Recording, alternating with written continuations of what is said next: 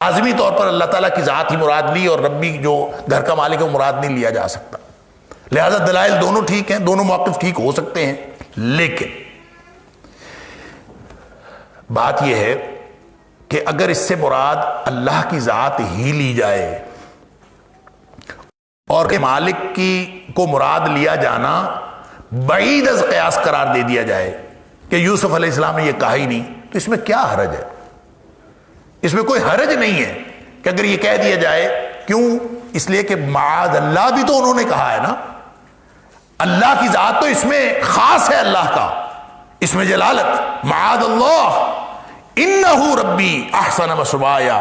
تو اس کا مطلب یہ ہوا کہ حضرت یوسف علیہ السلام نے جو اللہ تعالیٰ کا نام لیا معاذ اللہ کہہ کے، تو آگے جو ربی سے مراد ہی اللہ کی ذات بھی ہی مراد لے لی جائے تو اس میں کوئی حرج والی بات نہیں ہے. لہذا لغت کے اعتبار سے دوسرا امکان ہونے کے باوجود راجح بات یہ ہے اور اکثر مفسرین کی رائے یہ ہے کہ اس کا تعلق اللہ کی ذات کے ساتھ ہے. انہوں نے اللہ کی ذات کا حوالہ دیا، مالک کا حوالہ نہیں دیا. وَلَقَدْ هَمَّتْ بِهِ وَهَمَّ بِهَا لَوْلَا أَن رَأَىٰ بُرْهَانَ رَبِّهِ كَذَٰلِكَ لِنَصْرِفَ عَنْهُ السَّوْءَ وَالْفَحْشَاءَ إِنَّهُ مِنْ عِبَادِنَا الْمُخْلَصِينَ. اور یقیناً ارادہ کیا وَلَقَدْ هَمَّتْ بِهِ، اس عورت نے ارادہ کیا، قصد کیا، بِهِ ساتھ اس کے، یعنی اس عورت نے یقیناً، لقد لام جو ہے وہ یہ بھی تاکید کے لیے آتا ہے اور قد بھی تاکید کے لیے آتا ہے. یقیناً اس نے تو کیا، ہمت بھی، اس نے تو ارادہ کر لیا تھا، پورا قصد کر لیا. وَهَمَّ بِهَا، اور اس نے یعنی یوسف علیہ السلام نے بھی قصد کر لیا. اگر اس کو یہاں پہ روک دیں تو اس کا معنی یہ بنے گا وَلَقَدْ هَمَّتْ بِهِ، یقیناً اس نے، اس خاتون نے ارادہ کر لیا اس مرد کا یعنی حضرت یوسف علیہ السلام کا. وَهَمَّ بِهَا، اور حضرت یوسف علیہ السلام نے ارادہ کر لیا اس عورت کا، یعنی دونوں نے ارادہ کر لیا. عربیت کے اعتبار سے مفسرین کا ایک قسم کے، ایک گروہ کے مفسرین کا خیال یہ ہے کہ اس کا معنی یہی ہے کہ جو بتقاضائے بشری اور فطری تقاضے کے مطابق ایک عام شخص، اس کو میلان تو ہوتا ہے، اس کے اندر جذبات کا ابال تو ہوتا ہے. لہذا جس طرح سے اس خاتون کا ارادہ ہوا اسی طرح سے حضرت یوسف علیہ السلام کے دل میں بھی میلان ہوا. لولا ارآ برہان ربہ، وہ یہ کہتے ہیں کہ یہ جو لولا ارآ برہان ربہ، اگر وہ اپنے رب کی کوئی برہان نہ دیکھتا، تو یہ مفسرین کہتے ہیں کہ یہاں پہ ایک عبارت محذوف ہے اور اس کا لفعل ما ہم بہ، تو پھر وہ یقیناً کر گزرتا جس کا اس نے ارادہ کر لیا تھا. وہ کہتے ہیں یہاں پہ محذوف ہے. اس کا مطلب یہ ہوا کہ دل میں کوئی گناہ کی ترغیب پیدا ہونا اور جنسی رغبت کا پیدا ہونا یہ انبیاء کی معصومیت کے خلاف نہیں ہے،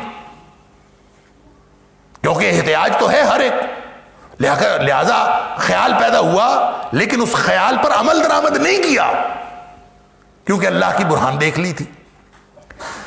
اور ان مفسرین کا خیال یہ ہے کہ یہ ترجمہ کرنا اور یہ سارا مفہوم لینا اس لیے ضروری ہے کہ ان کا خیال ہے لولا ارآ برہان ربہ کو ہم بہا سے الگ پڑھ کے اور الگ اس کا مفہوم متعین کرنا چاہیے. عربیت کے اعتبار سے یہ زیادہ ضروری ہے. لیکن جمہور مفسرین کا خیال یہ ہے، زیادہ مفسرین کا خیال یہ ہے کہ یہ اس کا اس وَلَقَدْ ہَمَّتْ بِهِ وَهَمَّ بِهَا کو آپس میں اکٹھا نہیں پڑھنا، بلکہ وَلَقَدْ ہَمَّتْ بِهِ اس کے ساتھ لقد ہے اور ہمّا بِهَا جو ہے اس کے ساتھ لقد نہیں ہے، وہ الگ فقرہ ہے. اور وہ فقرہ یہ ہے وَهَمَّ بِهَا لَوْلَا أَن رَأَىٰ بُرْهَانَ رَبِّهِ، وہ بھی ارادہ کر لیتا اگر وہ اپنے رب کی کوئی برہان نہ دیکھ لیتا. اس نے تو کر لیا تھا وَلَقَدْ ہَمَّتْ بِهَا، اس نے تو کر لیا، ہمت بِهِ اس خاتون نے تو ارادہ کر لیا تھا. وَهَمَّ بِهَا یہ بھی کر لیتا لولا ارآ برہان ربہ، اگر یہ رب کی کوئی برہان نہ دیکھ لیتا. تو رب نے کوئی برہان دکھائی تو حضرت یوسف علیہ السلام جو ہیں وہ یہ ارادہ بھی نہیں کیا، دل میں ارادہ بھی نہیں آیا، رغبت بھی نہیں آئی، رجحان بھی نہیں آیا۔ وہ برہان کیا تھی، برہان کیا دیکھی تھی، اس کے بارے میں مفسرین نے مختلف باتیں لکھی ہیں، اور بعض باتیں تو ایسی ہیں کہ جو بالکل سمجھ میں نہیں آتی، اور کہتے ہیں اعجازی نوعیت کی کوئی برہان دیکھی تھی، یعنی معجزانہ طور پر کچھ اللہ تعالیٰ نے حضرت یوسف علیہ السلام کو دکھایا تھا۔ بعض کا خیال یہ ہے کہ اسی خوابگاہ کی دیوار کی طرف حضرت یوسف علیہ السلام نے دیکھا تو وہاں حضرت یعقوب علیہ السلام کی تصویر نظر آئی، اور حضرت یعقوب علیہ السلام جو ہیں وہ اپنی انگلی جو ہے اپنے یوں دانتوں میں لیے حیرانگی سے دیکھ رہے تھے کہ جیسے یہ دیکھ رہے ہوں کہ یہ میرا بیٹا کیا کر رہا۔ تو انہوں نے حضرت یعقوب علیہ السلام کو دیکھا تو ان کو یہ سمجھ آئی کہ مجھے ایسا نہیں کرنا چاہیے۔ عجیب و غریب بات ہے، کیا ضرورت ہے اس کی؟ نہ اس کا ثبوت کہیں کسی حدیث میں، نہ کسی روایت میں، نہ قرآن میں، کہیں بھی ذکر نہیں، یا اس طرح کی اور بھی بات۔ وہ برہان کون سی دیکھی تھی اس کی کوئی تفصیل نبی کریم صلی اللہ علیہ وسلم نے بتائی، کون سی برہان دیکھی تھی۔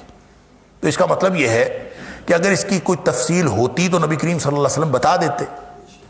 نبی کریم صلی اللہ علیہ وسلم کی تو ڈیوٹی تھی، وَأَنزَلْنَا إِلَيْكَ الذِّكْرَ لِتُبَيِّنَ لِلنَّاسِ مَا نُزِّلَ إِلَيْهِمْ، کہ آپ کی طرف اے حبیب صلی اللہ علیہ وسلم ہم نے یہ ذکر نازل کیا ہے تاکہ آپ لوگوں کے لیے واضح کر دیں کہ ان کے اوپر کیا نازل ہوا ہے۔ تو برہان سے کیا مراد ہے یہ بتانا تھا، تو نبی کریم صلی اللہ علیہ وسلم نے بتانا تھا، نہیں بتایا۔ کیوں نہیں بتایا؟ اس لیے نہیں بتایا کہ قرآن کے الفاظ سے ظاہر ہے کہ وہ برہان کیا تھی، قرآن کے الفاظ سے ظاہر ہے وہ برہان کیا تھی۔ وہ وہی برہان تھی جو پچھلی آیت میں اللہ تعالیٰ نے بیان فرما دی، معاذ اللہ، میں اللہ کی پناہ میں آتا ہوں۔ یہ اللہ کی برہان اللہ تعالیٰ نے اپنے انبیاء کو عطا فرمائی ہوتی۔ انہ ربی احسن مثوای، وہ میرا رب ہے، اس نے مجھے زندگی عطا کی، بہترین ٹھکانہ عطا کیا، اور میں ظلم کروں، اس کا حق اس کو نہ دوں، یا کسی بندے کا حق چھینوں، یہ میں نہیں کر سکتا۔ یہ وہ برہان ہے جو اللہ تعالیٰ نے ہر نبی کو عطا کی ہوتی ہے، اور ہر نبی کے ماننے والے کو بھی اللہ یہ برہان عطا کرتا ہے۔ اور وہ جو قرآن کہتا ہے یا ایھا الذین آمنوا ان تتقوا اللہ یجعل لکم فرقانا، اے ایمان والو اگر تم تقوی کی زندگی گزارو تو اللہ تعالیٰ تمہارے اندر حق اور باطل کا پیمانہ پیدا کر دے گا۔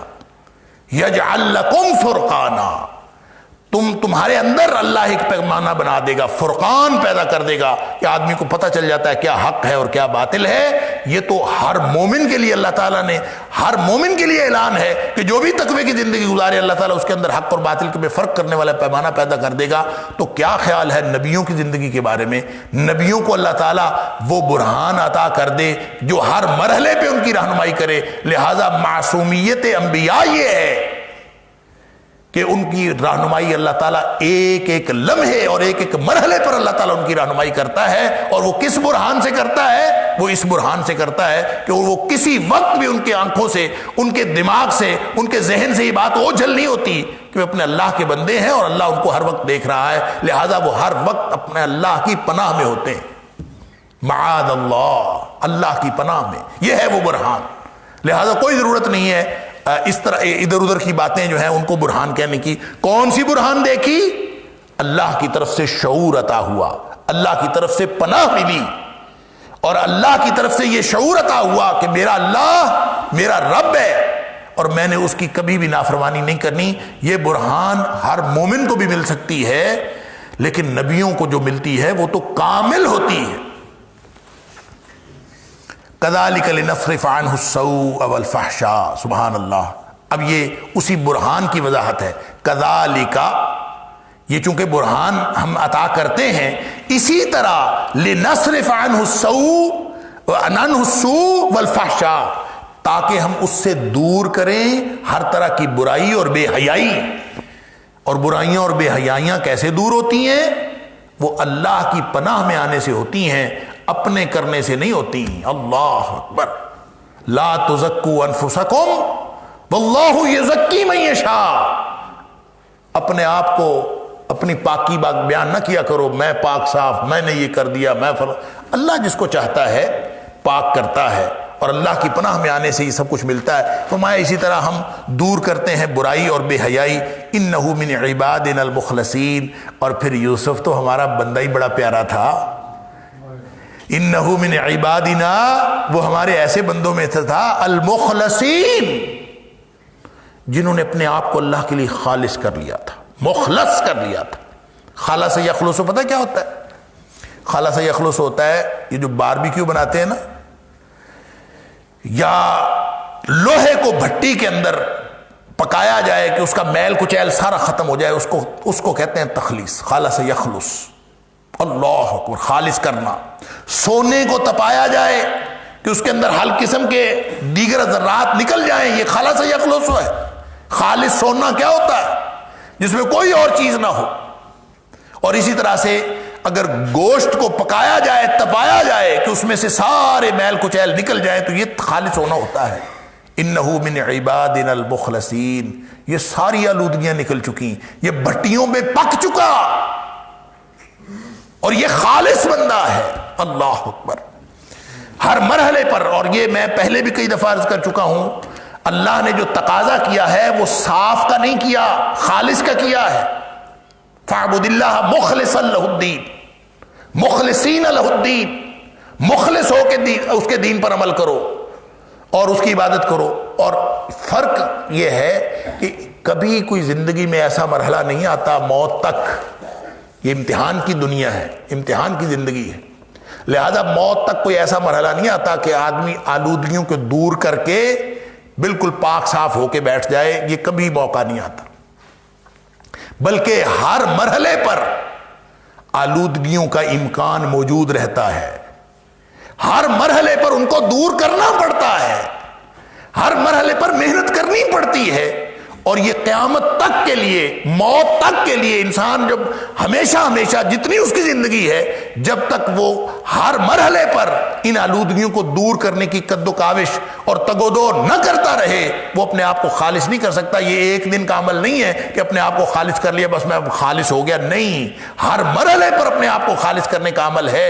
اور حضرت یوسف علیہ السلام نے یہ کردار پیش کیا کہ کوئی مرحلہ ایسا نہیں کہ جہاں وہ کسی آلودگی کا شکار ہوئے ہوں، اس لیے اللہ فرماتا ہے انہو من عبادنا المخلصین، وہ ہمارے ان بندوں میں سے ہے جنہوں نے ہر مرحلے پر ہر قسم کی آلودگی اپنے سے دور رکھی۔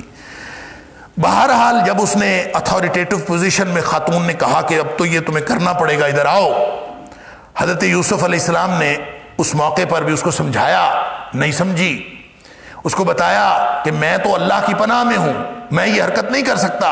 اب کیا تھا، اس کی ایک طرف اتھارٹی تھی، وہ گھر کی مالکن تھی، اور وہ اپنی اتھارٹی استعمال کر کے اور تنہائی میں لے جا کے دروازے بند کر کے،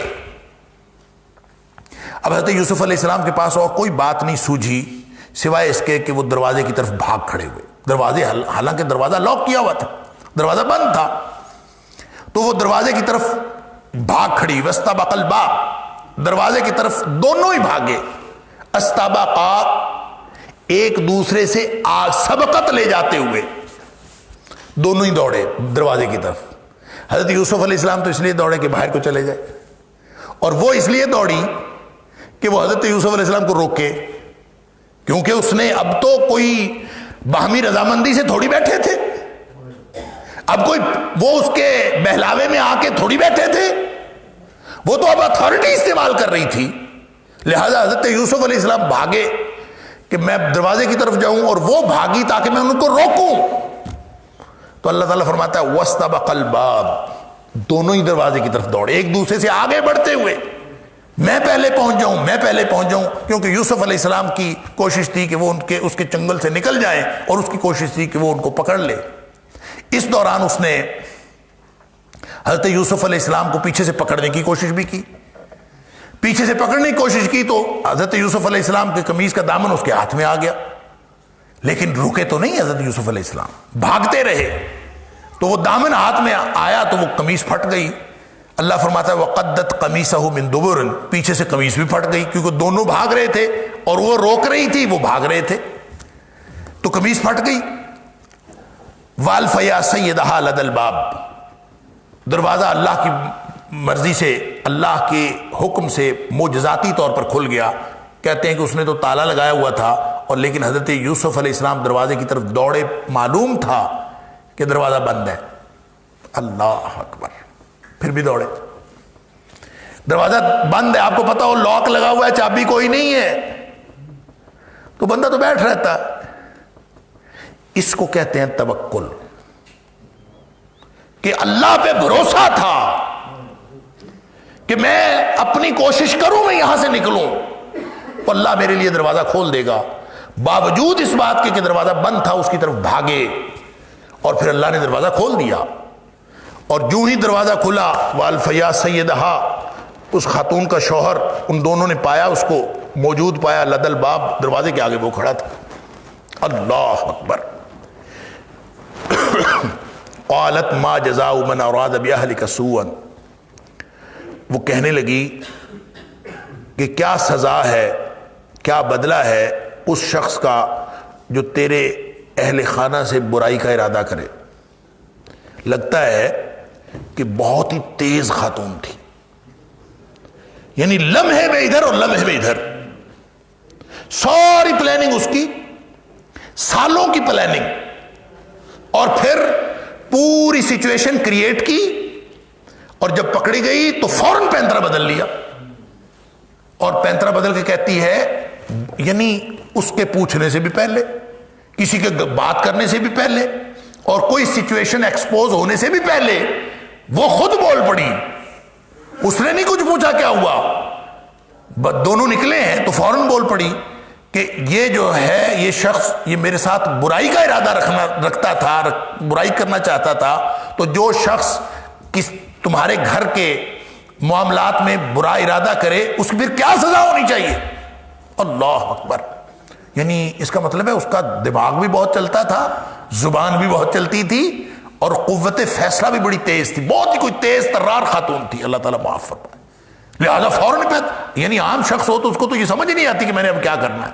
وہ بجائے پریشان ہونے کے، بجائے شرمندہ ہونے کے، پوری دیدہ دلیری کے ساتھ وہ آگے سے کہتی ہے کہ جناب اس نے گڑبڑ کی ہے تو بتاؤ اس کی کیا سزا ہونی چاہیے. ما جزاء من اراد باہلک سوءا، اس کی کیا سزا ہونی چاہیے کہ جس نے تیرے اہل خانہ کے ساتھ برائی کا ارادہ کیا. الا یسجن او عذاب الیم، پھر خود ہی بتائی سزا کہ اس کو یا تو قید میں ڈال دیں یا اس کو سخت سزا دیں، کوئی سزا ایسی ہونی چاہیے. یہ خود ہی تجویز بھی کر دی. اندازہ تو کرے ایسی کچھ 74 عورت تھی. اللہ تعالیٰ معاف فرمائے. کہ اس کو پھر سوال بھی کیا، پھر اس کو بولنے بھی نہیں دیا، خود ہی ساری سچویشن گویا اس کو بتا دی تاکہ جرم کی جو نسبت ہے وہ اس کی طرف نہ کی جائے. وہ سارا ملبہ ڈال دیا حضرت یوسف علیہ السلام کے اوپر اور کہا جناب ان کو سزا بھی دیں، اور سزا تجویز بھی کر دی، یا قید کر دیں یا کوئی اور سخت سزا دیں. اب حضرت یوسف علیہ السلام اس سچویشن میں اندازہ کریں کیا کہہ سکتے تھے سوائے اس کے کہ فوراً بولتے. اگر نہ بولتے حضرت یوسف علیہ السلام تو اس کا مطلب یہ تھا کہ اس کا دعویٰ سچا ہے. لہذا جہاں بولنا پڑے، جہاں ضرورت ہو وہاں بولنا ہے. اور حضرت یوسف علیہ السلام جس طرح سے بولے،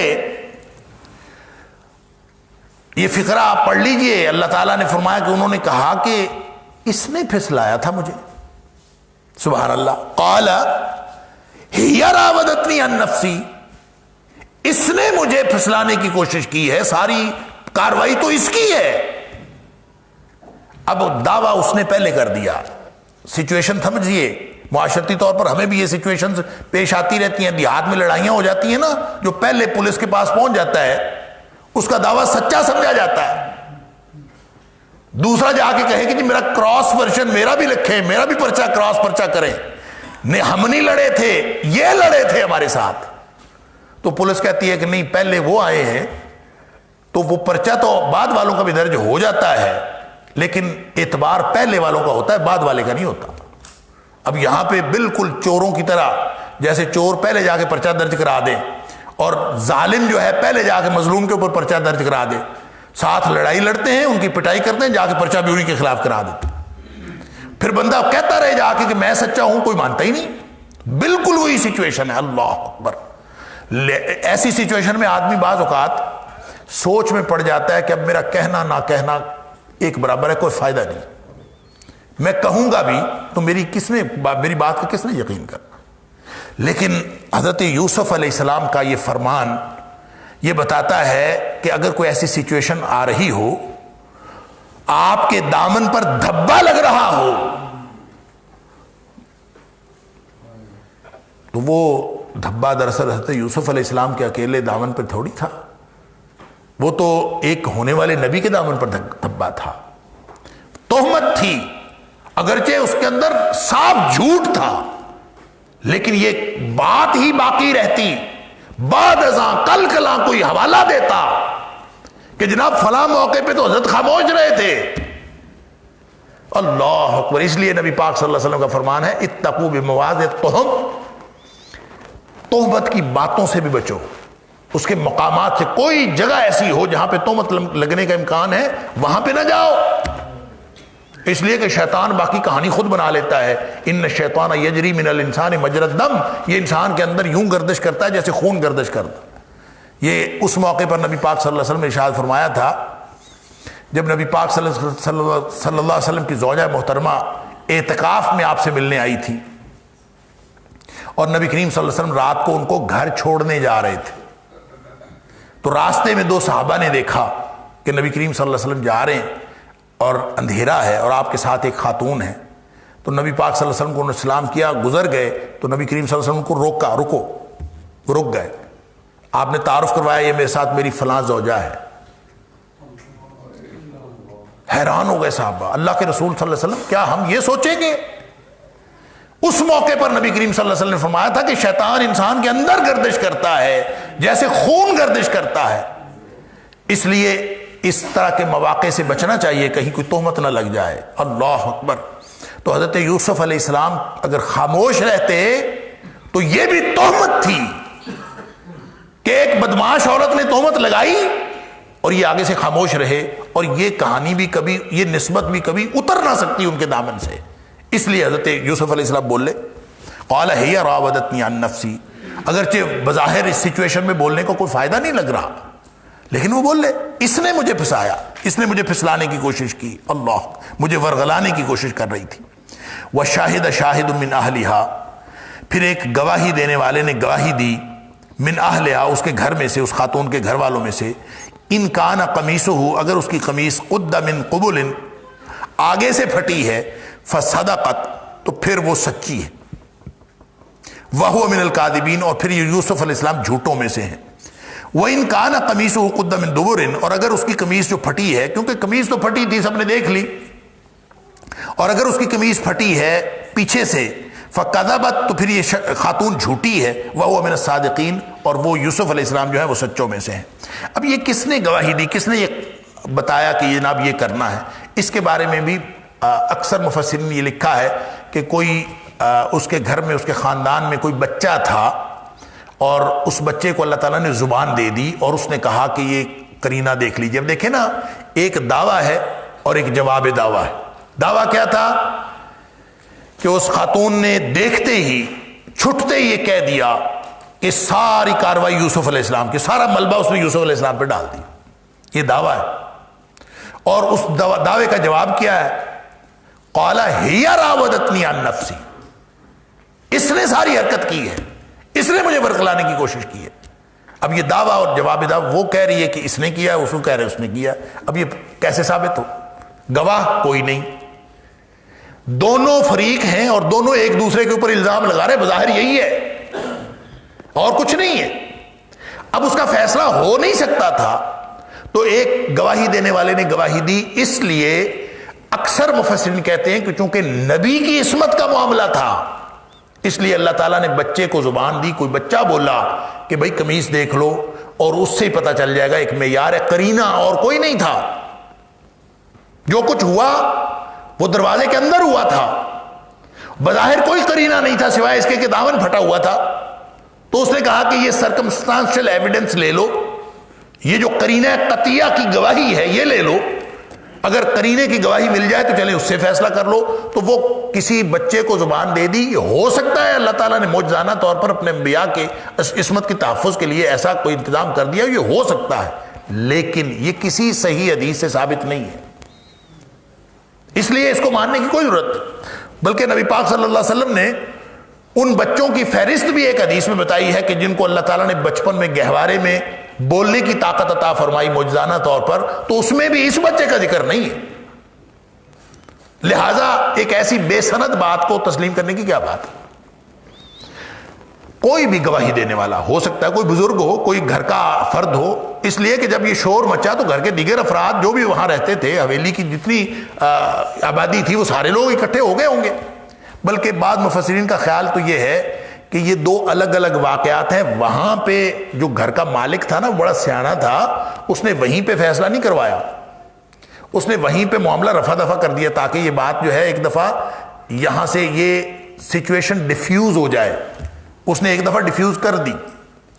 بعد میں گھر کے لوگ آپس میں بیٹھے جب باتیں کر رہے تھے کہ تو یہ کیسے پتہ چلے کہ یہ جھوٹا ہے کہ وہ جھوٹی ہے، کیسے پتہ چلے کون سچا ہے ان دونوں میں سے؟ تو کسی بزرگ نے یہ کہا کہ دامن ہی دیکھ لو کہاں سے پھٹا ہے. تو یہ بعد کا معاملہ ہے، اس موقع کی بات نہیں ہے.